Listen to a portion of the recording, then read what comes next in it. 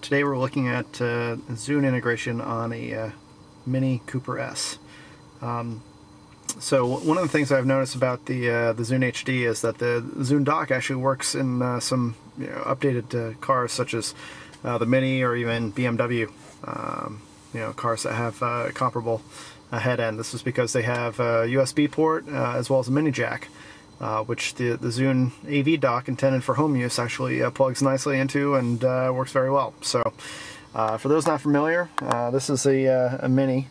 You'll see the dashboard speedometer control there, which I can go ahead and configure. Then the main speedometer also has this head end unit where I can go ahead and access all of my features such as the phone integration, the trip computer configuration, and Mini. Now on the audio side, you actually have a couple of additional features. You have the ability to go to tuner.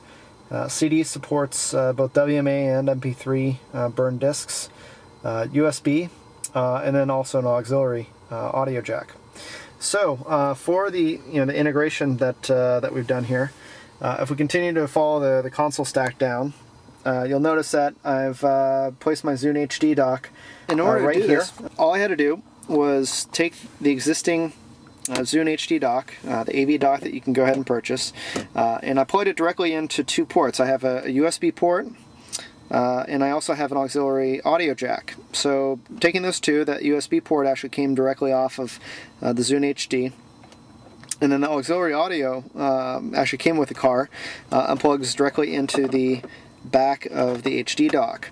Now the other thing that I did down here, just to clean things up a little bit, is I took some zip ties and basically looped around the USB as well as the audio cables and placed them down into the cup holder. All I have to do is plug my Zune HD in, and I can go ahead and control it directly from the car. I'll go ahead and select some music. Here I have a whole bunch of my playlists. I can go ahead and choose either my own playlists or playlists that I've downloaded, such as the music from Top Gear, which is pretty good playing in the car. Of course, I can control with the touchscreen, or I can go ahead and use the include a remote control in the AV dock. So if I want to cycle through the tracks, I can do that, which is pretty easy. But one of my favorite features is the ability to play back HD radio. There we go, it's pulling in the station identification. You see it's got the HD logo now that identifies it as being an HD station. And if I want, I can go ahead and flip between the HD stations. Now overall, I think the integration works really well. It's easy to read, both in direct sunlight as well as not.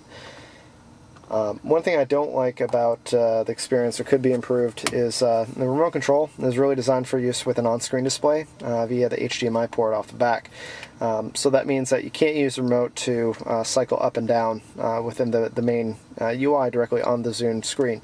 You can go ahead and select play and pause content without issue, but it's just specifically that feature of being able to see what's on the display. So, given that, that's one drawback that you got to consider. But as far as being able to take this same AV dock and now put it into my house and use it against an HD TV, or have one in the car, provided you have a USB port and an audio in jack, presents a pretty compelling solution.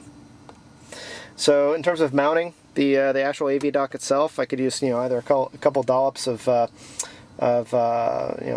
crazy glue if I wanted to do something like that, but that sounds a little bit crazy. Probably just use a little bit of Velcro. Another thing that you can do is take a cup holder and mount it directly to the cup holder, and that provides a pretty convenient solution as well. So this is the Zune HD dock integrated into a Mini Cooper S, and I'm Sean Alexander for Addicted to Digital Media.